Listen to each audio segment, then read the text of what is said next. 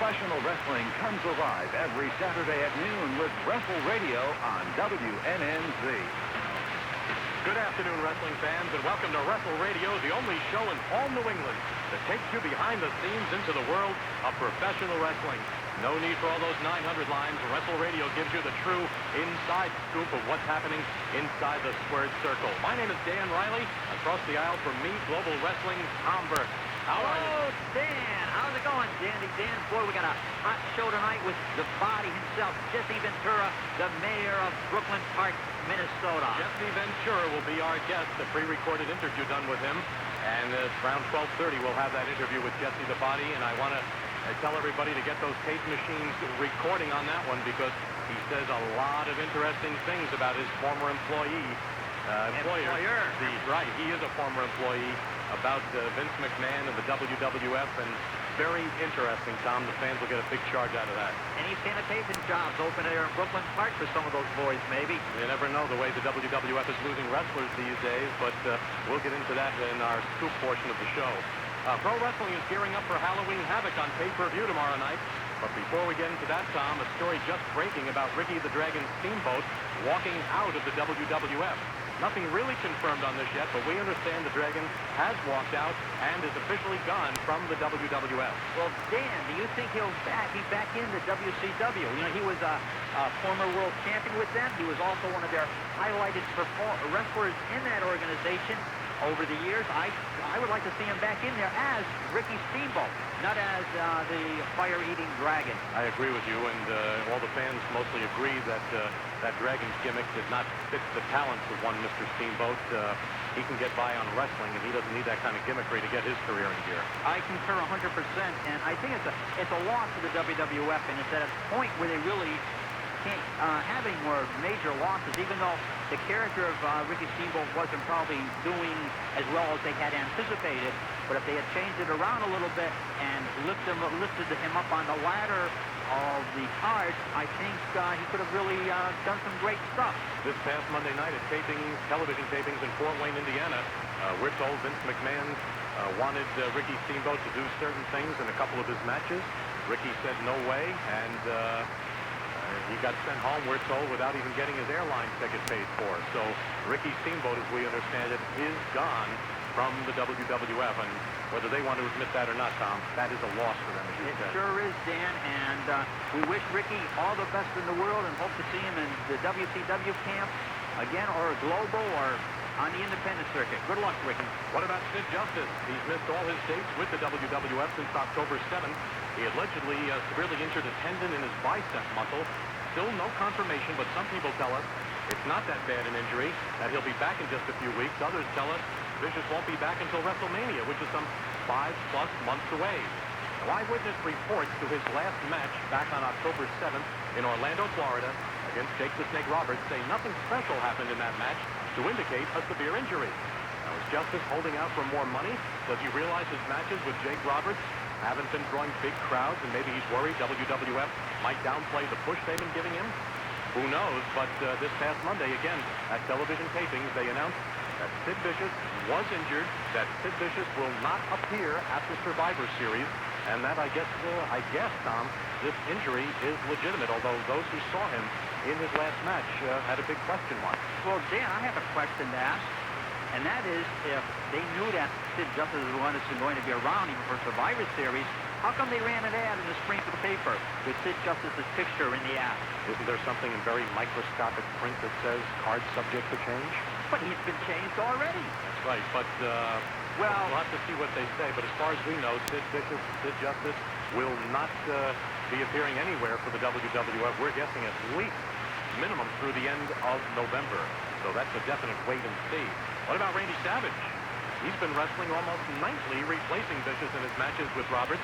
Some nights he's wrestling under a mask, a character called Mr. Madness, but everyone knows it's Savage. Expect Savage's reinstatement shortly from President Jack Tunney. Now, if Vicious is going to be out for any length of time, look for Macho Man, of course, to take his place in the Survivor Series. At the Survivor Series, Tom, what do you think? If Undertaker beats Hulk Hogan for the belt, as we initially thought, Hulk Hogan might now have to win the strap back at the December 3rd follow-up pay-per-view because with Vicious not winning the belt December 3rd, as many people thought that he might. And with Hogan's movie career going down the dump, maybe Hulk won't lose the belt at all. Who knows? Maybe you'll have to carry it over for a little longer. As you and I both have indicated over the last couple months, that we thought Vicious was a shoo-in for the WWF title. But now, everything's kind of up in the air. But I wonder maybe he's just holding out for more bucks. We'll find out. Hogan's movie career isn't going gangbusters. Suburban Commando has been labeled a dud at the box office. It could lose, we're told, something in the neighborhood of $5 million. The Disney people are not impressed with the box office magic or lack thereof of the Hulkster, and I get the feeling that Hulk's movie career could definitely be on the way out, and maybe a full-time wrestling career could be in the offing for Mr. Hogan. Well, maybe all that stuff with Disney is going to be on hold now. That's right. An interesting thing, some mainstream news this week had a little Suburban Commando flavor. President Bush this week was quoted as saying to a group of press people, he quoted a quote from the movie Suburban Commando, "We're kids of the 90s. We won't beat you up. We'll sue you." And as we know, President Bush is a wrestling fan. I know we could talk for hours on that, but President Bush... Ric Flair. That's right. And I guess he was friends with the late Paul Bosch, and President Bush definitely has some wrestling ties from his past, right? He sure does, and I find that interesting that he would bring that up. Of course, it was probably just something to oversight the situation with David Duke down in Louisiana, where he wanted to impress on the wrestling emphasis. However, getting back to Hulk Hogan and his movie career, Terry Funk, the former NWA World Heavyweight Champion, has some unusual comments about Hulk Hogan in regards to his career as a wrestler and as a movie star. The Amarillo native stated on an interview on a Long Island radio show that he and quite a few other old-timers are quite disappointed over Hulk Hogan's journey on these talk shows where he is talking about the wrestling matches being predetermined, etc. And when it came to steroids, Terry Funk stated that Hulk Hogan being off steroids would make them look like W.C. Fields.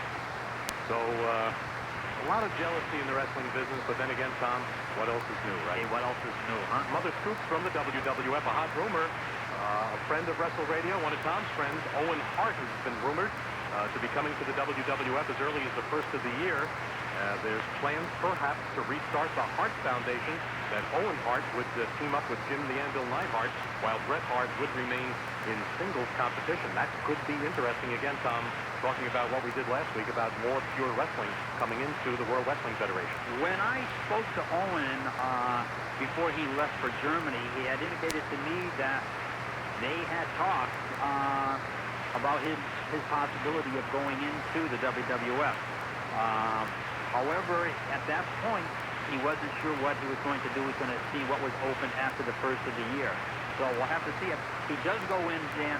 I assume that Owen would want to have a release for his commitment to the Japanese promotions and also probably Mexico. The interesting fact is that his association in Japan is with the New Japan Wrestling Association, which is the one that works with WCW, and the WWF naturally is in association with the SWF promotions over there. Okay, so maybe I'm starting a rumor. Who knows? I don't know, but it's a possibility. I wouldn't, when we started this show, folks, we said that wrestling was filled with rumors, and it certainly is. And Dan and I try our best to sift through all the rumors to try to bring the facts as best we possibly can. Other people, they'll take a rumor, they'll hear it. Matter of fact, one person told me recently that another wrestling radio host said if he heard it from two people, he considers it a fact. But we don't. We consider, and we have to find out who they heard it from as well. If Joe Schmo says it and Billy Vogt says it, hey, might be a boob. But we try our best to give you the facts in this area. How about a couple of facts from the WWF? Slick is out. Say goodbye to the Slickster. He has nobody left to manage, and he's been given his walking papers by the WWF. The only guy that Slick is managing currently was Warlord. Harvey Whippleman, a.k.a. Downtown Bruno, is now managing Warlord as well as Big Bully Busick. At the Monday night TV tapings in Fort Wayne, Sergeant Slaughter came out along with, are you ready, Hacksaw Jim Duggan, and according to what we hear, They sang the national anthem together, and believe it or not, 90% of the people were booing both Hacksaw and Sergeant Slaughter. So if there's a turn for the good in Slaughter's future, it's a long way in coming, Tom. You're kidding me. Boy, what are they going to do? Are they going to have a trio with Roseanne, Barr, and maybe they're going to have a new record out? That would certainly not be the way to endear himself to the fans. Sure wouldn't. Kerry Von Erich, we're happy to report, he was hospitalized this month at Baylor University Medical Center, but he's out of the hospital, was back at the television tapings, wrestling no longer as the Texas Tornado, now wrestling as the Tornado, and we're told he looks fine and he's back in good shape. Some WWF wrestlers who we understand have officially been given walking papers. They have no matches scheduled at all. Coco Beware, the Barbarian, Jim Powers, and Pat Tanaka of the Orient Express all appear to be history. We mentioned last week, in fact, the caller asked us about Demolition Axe, Barry Darso, and we didn't know what his status was. He was at the recent TV tapings again as the repo man, the man who repossesses houses and cars. And he was in Portland, Maine back in July under the same gimmick, and it didn't go over, and we're told it didn't go over that well this past Monday night also. But he is still, they're trying to give him a gimmick to work with, and so far, not too good. Just want to bring, Tom, the fans up to date on the local scene here. As we've been mentioning, two big TV tapings. The first one right here in Springfield on Tuesday night, November the 12th, the television taping. It's going to be a long evening. Starts at 7 o'clock. I know me and you have our tickets, and the place will be rocking that night. Ric Flair against Roddy Piper. Legion of Doom against Natural Disasters. Hacksaw Duggan against The Undertaker. And now with the doubtful start status of Sid Justice, we assume it'll be Macho Man Randy Savage against Sid the Snake Roberts. That'll be a TV taping in Springfield on Tuesday night the 12th. And the next evening, November 13th, down in New Haven, Connecticut, another 3 or 4 or 5 hours of television tapings. And that show is going to be headlined, Tom, by a very unusual match. Ric Flair against Bret the Hitman Hart. And we're told that Bret Hart went to Vince McMahon himself and said he's always wanted to wrestle Ric Flair, and I guess they're going to take that match for a video, and it's going to be in New Haven. And boy, if they let those two guys loose, it should be a heck of a battle. There should be one match that I would like to see that myself. And all you wrestling fans that are attending that Springfield show, come on down and say hello to Dan and I. We'll be wearing our WrestleRadio T-shirts. They're Kelly Green. You can't miss us. Charging for autographs, Tom, or what? No, that's this week. Okay. And the people who have asked, next show in Hartford for the WWF will be, I think it's a Thursday night, December the 12th for the Hartford Civic Center. So a lot going on in the WWF. Coming up, we're going to do a preview of Halloween Havoc and our interview, exclusive New England interview with Jesse the Body Ventura, all coming up on WrestleRadio. Sunday, October 27th. An evening in a chamber of horrors. A blood-curdling, bone-chilling battle. A bright night with the monsters of World Championship Wrestling. Live only on pay-per-view. Halloween Havoc 91, Chamber of Horrors. When two teams enter, anything can happen. The All-American Ron Simmons challenges champion Lex Luger in the world title match of the century. Dustin Rhodes goes after stunning Steve Austin for the world television title. Lion Bryan and Richard Morton go head-to-head. Plus, Steeman aims to unmask the Halloween Phantom. Halloween Havoc 91, Chamber of Horrors. Live October 27th. Be there for a howling good time. Only on pay-per-view. Order now for only $19.95. Call Continental Cablevision at 568-1971. 568-1971. This is the excitement of WrestleRadio with Tom Burke and Dan Reilly on AM 640 WNNZ. Back we go, and Tom, tomorrow night, as that commercial just stated, the big one, Halloween Havoc for WCW. How about we run down the card and give our quick opinions on what we think is going to happen?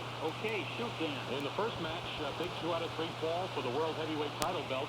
Lex Luger up against Ron Simmons. An interesting thing, Ron Simmons hasn't wrestled all week.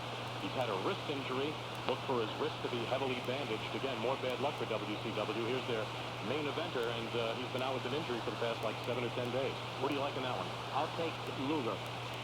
I don't think Simmons can win the match. I think he'll win one fall, though, don't you? I think he'll probably win one fall, but I don't see Ron Simmons as being the WCW champion. I agree with you 100%.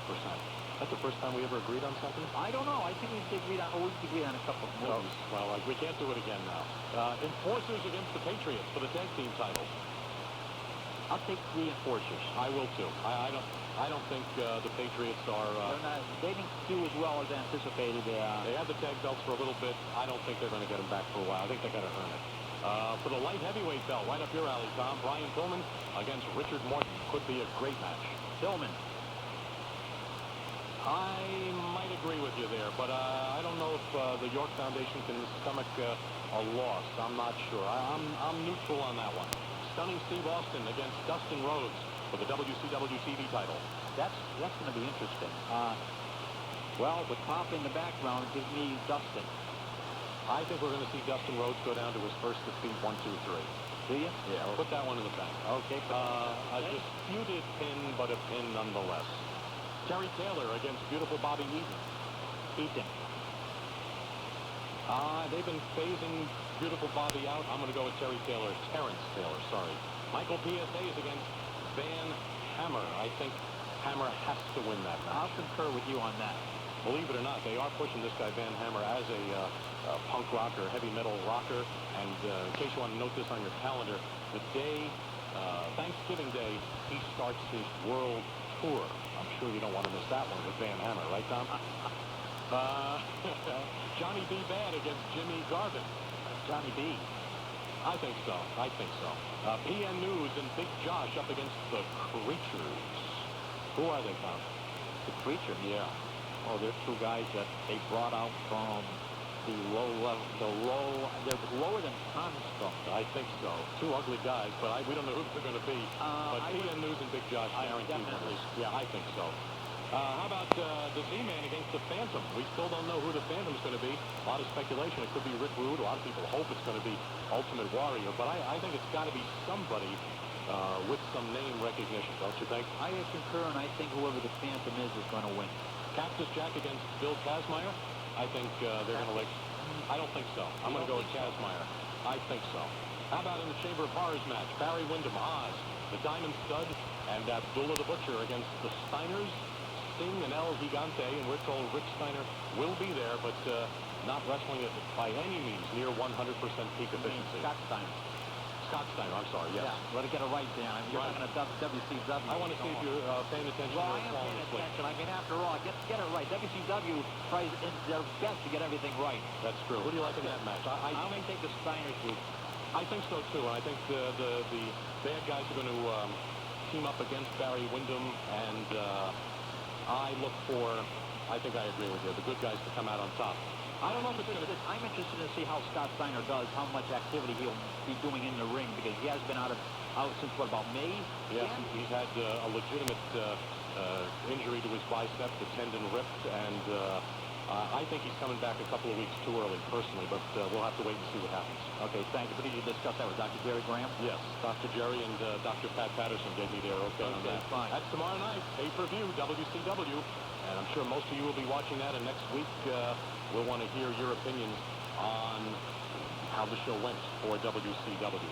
Want to take a couple of phone calls before we get to our Jesse Ventura? Yeah, that's a good idea, Dan. Hey, and you folks out there that are going to be calling in, how about some new callers, especially from the Springfield, Holyoke, Chicopee area this week? Let's give our phone numbers in case you're a first-time only caller in the greater Springfield area. 568-6400. 568-6400. And our phone number from outside greater Springfield is 1-800... 736-4640. Lost my place there. 1-800-736-4640. And we will get to all those phone calls and an interview with Jesse Ventura coming right up. For the annual Cub Scout field trip to Camp Neowak. When you're looking at... Hi, this is Colonel Sam Martin, and you're listening to WrestleRadio with Dan Reilly and Tom Burke on AM 640 of WNNZ. Are you ready, Tom? Let's head to the phones. Hi, you're on WrestleRadio. Hello, hi. John Arezzi. How you doing? Dover, New York? Yes, first I just wanted to say I found out that the Creatures, they're Johnny Rich and Joey Mad. Okay, fine, thanks. And I have one question. Sure. What happened to Vic Steamboat? Steamboat. I heard he wrestled on WWF TV taping in July. Did Jesse Bolt? Yeah, he did. He made a trial run in the WWF, but they haven't decided what they're going to do with him or use him in the future. He's still associated with Angelo Savotti's organization. Oh, okay. Thanks a lot. Thanks a lot. WrestleRadio, hello. Michael Wolverine. How's it going? Good. I was watching the event center, and they said that Hogan was Flair at Springfield. They changed Piper to Hogan. Oh, you're kidding. No, I just watched it right now. Ticket sales must be going bad or something. Maybe because maybe you said Hogan against Flair against at Springfield Event Center. Very interesting. Mike. Anything else? No. Thanks a lot. Yep. Bye. WrestleRadio, hello. Hey, this is Marco. Yeah, I'm going. Good. A few years ago, WWF had a junior heavyweight championship. Right, they did. What happened to it? Well, that's, let me dig back on there. They had a junior heavyweight championship back in the early 80s when they were associated with New Japan Wrestling Promotions. And I'm trying to think of the gentleman who was their first champion, but he lost it, and he lost it to Tiger Mask. And then eventually... Pardon? Cobra. No, this was before that. This was before that. I'm dating it back to the late 70s. Anyways, what you're talking about, I know what you're talking about. However, the WWF and the Japanese promotion, the SWS, they are running a tournament in, I think it's in December, for the junior heavyweight championship for the WWF. And I think Paul Diamond is going to be involved in that, along with a couple of their other boys. Any other questions? That's a good one. There were a lot of machines. Blackjack Mulligan, Andre the Giant, Whistle Machine. John Studd. They used a lot of different... Huh? I think it was Blackjack Mulligan. It was. Thanks a lot, Mark. Bye. WrestleRadio, hello. Hello, Keith. How are you? Fine, thanks. What happened to Nikita Koloff? Nikita Koloff is currently wrestling in the independent circuit. Matter of fact, he's making a tour of England starting on the 9th till the 15th for a promotion that is being run by a gentleman from Kent, England. Also on that card is going to be the Lightning Kid, Angelo Poffo, Boris Zukov, and there's one or two other wrestlers of prominence that are on the independent circuit. Nikita Koloff, he owns a gym down in Concord, North Carolina, and he's been wrestling a lot of high school shows down that way, waiting to maybe get back with Global or somebody. All right? Down in the Haven, I'll be having my Undertaker sign and Whaler jersey. Okay, terrific. We'll let you know where we're going to sit. Maybe we can get to meet each other and talk back and forth when it doesn't cost any money. Take care, Okay, Steve. we'll see you in Springfield. Bye-bye. WrestleRadio, hello. Yeah, Ryan Wolverine. Isn't there supposed to be a guy coming into the WWF with almost with the same kind of gimmick as Big Van Vader? I made reference to that 2 weeks ago, that a wrestler by the name of Conan from Mexico was due into the WWF, and our understanding is that the McMahon organization has spent like $14,000 on his costume. He hasn't appeared yet. We don't know what the story is on that. There is a strike in Mexico with the wrestlers, so there might be some problems right about that in regards to that at this point, because McMahon wants to tie up with wrestling in Mexico. Okay, and who was Battle Cat? Whatever happened? Battle Cat was Brady Boone, and Bob Bradley also played Battle Cat. Okay, thanks for the call. Bye. WrestleRadio, hello. Hello here. Hi.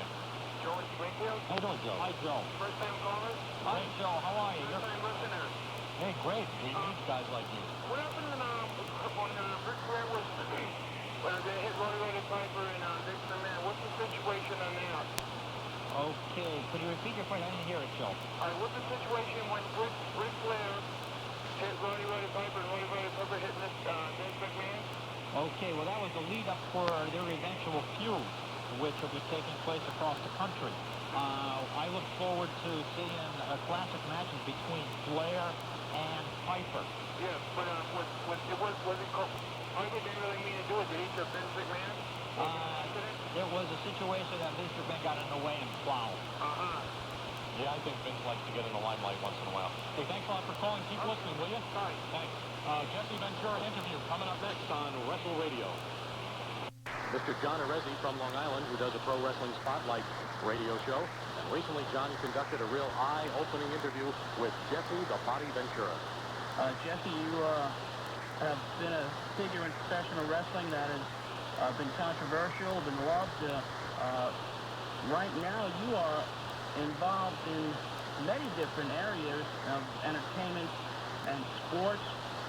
First, you have a brand new television show called Grudge Match, and please tell us how you got involved with that. Well, first of all, I'd just like to state to all the wrestling fans out there, believe me, there is life after this. A lot of people who leave the WWF or in the WWF right now don't think there is, but there is life after Vince, and a lot of things shaking in the WWF, which we'd like to talk to you about briefly, but... Okay, well, first we'll talk about the Grudge Match. Sure. Yeah, I got involved in the Grudge Match, actually. I was out in Los Angeles doing an episode of Hunter last fall with Freddie Dreyer, you know, the NBC show. It's cut now, but at the time it was going strong. And I was on hold for 2 days, and Rich Malcolm, who produced the Grudge Match and came up with the concept and the idea of it, called my manager, Barry Bloom, and said that I'd been told that this show, Jesse the Body Ventura, would be a perfect host for it. Rich didn't even know me. You know, he just asked around L.A., he had the concept, and he said, who do you think would make a great commentator for this? And I guess a half a dozen people in Los Angeles said, give Jesse the Body for this. Sure. And so I heard about the concept of people with legitimate grudges actually going into a ring and settling these grudges, and it sounded so bizarre to me. And I was on hold this particular day from shooting anyway, and I live in Minneapolis, so when I'm in L.A., I love to work as much as I can, because if you don't, you just end up sitting in a hotel room watching TV, and that gets boring. And all day long anyway. Yeah. So I said, yeah, I'll do the pilot for it. So we did the pilot for the Grudge Match out in the Reseda out there at a little arena. And it was a rough thing, and they took it to the NAPI convention, and it got bought up like hotcakes, and we went back into production in June as part of the Universal Tour. So the fans that we get for every show, we seat about 600 to 700 in the arena, and they actually pick the winner. You know, they vote on it, right? They vote on the winner, don't they? Yeah, they have a box with a red button and a blue button, and at the end of the 3 rounds, it's the fans that choose the winner. So, and what the concept is, we take people with legitimate grudges, we interview them, we cut the interviews where they go back and forth and tell their side of the story, and then they step into a ring, and we treat it professionally, we, the production, we treat it like it's the Evander Holyfield Mike Tyson fight. Oh, yeah, I've seen the show here in the New York area. It airs on WNBC late Saturday nights, and I have seen the show, and the production's terrific. Yes, it is. Yes, it is. It's really well done production-wise, and even watching the folks who have grudges against each other do quasi-wrestling interviews before they step into the ring. A lot of them are serious, and it's from the shows I've seen, sometimes it almost gets out of hand in there. Oh, yeah. I mean, they're a total goal. Yeah, I know. There's nothing set up on this whatsoever. Those people get into the ring and they go at it. Because, see, we tried it with a few quote-unquote stars. You know, we thought that would bring a little flavor to it. And the stars get in the ring and they don't want to go for it. And you can tell it immediately. In fact, there was one particular one that was so bad, I just said into my headset to Bob Dunphy, I said, I'm not doing this. And I threw my headset down. I said, this is ridiculous. It's an insult to us. It's an insult to all the regular people who got in there and went at it legitimately. Yeah, kind of might have taken away from the program. And it would kill the program. Yeah. If the people think for 1 minute it's a setup, the program's dead. Yes. You know, and that's our key, is that these people are regular, everyday people, and they get in there. And see, the people don't realize how long 1-minute rounds are. You know, they have no concept when you're out there putting out that physical energy like that, and the intensity and the lights and the adrenaline, how draining it is, because the boxing usually tires them out real well. Yeah, there's 3 different rounds, 3 different areas of grudges, not areas of grudges, but different types of weapons that they could use. Right. We had one guy that came back, we got it on super slow-mo stop action. It's terrific. A guy came back after the first round and threw up. Wow. I mean, what could be better? I mean, what's better television than watching somebody heave, right? And super slow-mo. And super slow-mo stop action. That's right. I don't know if that'll get on the air or not, but I know we got it on tape. How many shows have you taped so far? That's 26. So we're pretty much going to see grudge match each and every Saturday night here. Absolutely, and hopefully you'll see it next year. Well, that's great. Jesse, I know you're a very busy guy, and you have been out of the professional wrestling business now for a little over a year. We still get calls all the time asking about you and what the circumstances were regarding your departure from the world of pro wrestling and the WWF. Now, what we have heard is that it was over a disagreement over a license for a computer game. Can you clarify that for us? Yeah, that's absolutely true. Vince likes to own his people. You know, I think back in the 1800s they called it slavery. Today it'll be slavery with pay. Yeah. And no, what it was I own the rights to my name, and I can license it to whomever I want because it's me. And I was approached by Sega Genesis, the video company, to come out with a Jesse the Body Ventura wrestling video, which should be out shortly. I mean, it should be out as we speak almost. It's supposed to be out in October.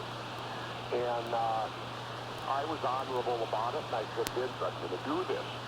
And he basically said back to me, you can't, that's conflict of interest because we're with Nintendo. But it really isn't, because if you're familiar with video games, Nintendo's an 8-bit, Sega's a 16.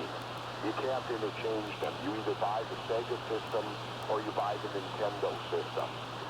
And I was given an ultimatum that if I did this deal, that my job would be in jeopardy. Well, that's the worst thing you can say to me, is to back me into a corner, because I can be an animal when I get backed into the corner. And so I took it as a personal insult a little bit, and I called my manager, Barry Bloom, and I said, make the Sega deal fly. And so we did, and we signed a deal with Sega to do this video game, and the WWF in turn then I suppose felt that they had to let me go. So they did. Well, we've been hearing rumors. There's always rumors in pro wrestling, as you know. The rumor mill is always hot with different speculation. And what we've been hearing recently is that you have opened up discussions again with Titan Sports and the WWF about a possible return to the announcer's booth.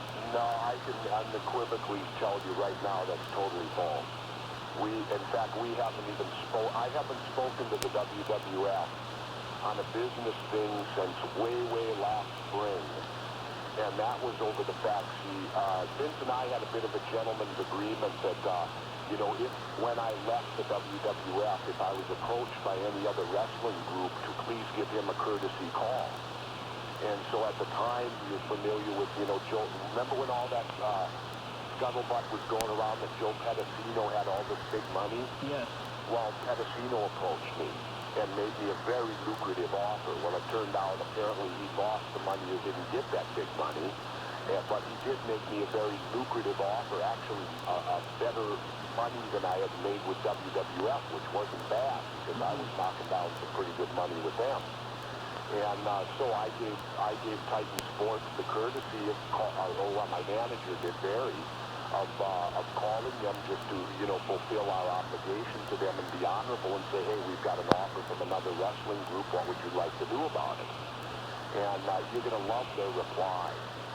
He came back about 2 days later, and the response was, well, we're really not sure how we would use Jesse. And so the minute I heard that from my manager, I said, tell him fine, we fulfilled our obligation, there's no further reason to talk, because that's ridiculous. Yeah, I mean, they're playing games. I mean, I'm the best color man wrestling's ever had. Well, you're not going to have any disagreements here on that part. A lot of people have said that, and I feel the same way, that your partnership with McMahon and the announcers booth for Superstars of Wrestling and the pay-per-views and everything else you did, there was no color man like you. Yeah. Now, there's another group down in Atlanta, obviously, Ted Turner's World Championship Wrestling, which is floundering right now. Have you ever talked to them about possibly going into to work for them? Yeah, well, they're another real organization, too. They've spoken to me. They've made contact with me 3 times since I left Titan and now. And they make contact, and they'll call me personally, and I tell them, call my manager, Barry Bloom, because Barry's in L.A. He handles my career totally. Yeah. and which is something that's very unusual, as you know, John, for wrestling. Yes, it is. In fact, I was the first wrestler who brought outside representation in and made Vince deal with it. Well, the business needs it. Oh, absolutely it does. And, but the Turner people call up, like, in fact, the last one was June. I get a call from Tony Schiavone. You're going to love this one. He calls me at home and he says, Jesse, we want to upgrade our television. We're going to go after Vince. We're going to do this. We're going to do that. You're the best color man in the business. We want you to come and work for us. I said, great. I said, call Barry Bloom tomorrow. It was late in the night. And I said, call Barry Bloom tomorrow morning, and we'll be happy to listen to, any offer or anything from you. That's fine. And he says, okay, gets Barry's number, all this, all that. Tony did. And, Tony's a friend of mine. He never called. That's what the Turner people have done to me 3 times. They call up, they tell me they want me, and then they won't call Barry Bloom or make an offer or anything. So I think personally that Turner's not real interested in wrestling and that they're just blowing smoke. Well, that organization certainly has lost most of the talent that has gone through that down there over the last few years, and including Ric Flair, who's now with Titan Sports. Right. So you're not adverse to getting back into the wrestling business if the opportunity was there and if the situation was right. Well, you never say never about anything, but, to be honest with you right now, John, I don't even think about wrestling. I mean, I've got a movie coming out in a couple weeks called Ricochet with Denzel Washington and John Lithgow. I've got the Grudge match that's doing phenomenally great right now, and I'm looking at it for sure. It's going to get picked up for another season, I think. And I also am the color commentator for the Minnesota Vikings every Sunday now. After 2 years of working with Tampa, I got the Minnesota Vikings job, plus being the mayor. So to be perfectly honest, I don't even think about wrestling, and that's why I made the statement, there is indeed life after Vince, because I'm doing great, and financially I'm doing fine. And, I think it'd be more to their benefit to get me back than me needing to go back to them. And, and that's how I feel about it. I'm not bitter over it. I had a great 15-year career with wrestling, 11 in the ring and about 5 as a broadcaster. And it's catapulted me to many other, things. And, wrestling was a big part of my life, and I enjoyed it tremendously. But life does go on, and I don't lose any sleep over it. And, and actually, to be honest, I was glad I was out of wrestling when all this steroid stuff came down, because who needs that kind of publicity? Yeah, I wanted to touch base with you briefly about that. I know we only have a few minutes left here. There is a major problem right now with steroids in professional wrestling, and the Dr. George Zaharian trial back in June, and there is a lot of talk right now that even more names will be disclosed in the next couple of weeks through stories that are about to break down in Florida. What do you feel should be done about steroids in professional wrestling today, Jesse? Well, I don't feel that steroids are alone in professional wrestling as well as other sports. Well, it's all sports, right? Yeah. Basically, you want to talk about just steroids, and it's a cut-and-dry situation. In 1988, they were made a felony to use them, and it's that simple. They're against the law. It's no different than somebody using cocaine. If they're using steroids illegally, they're breaking the law.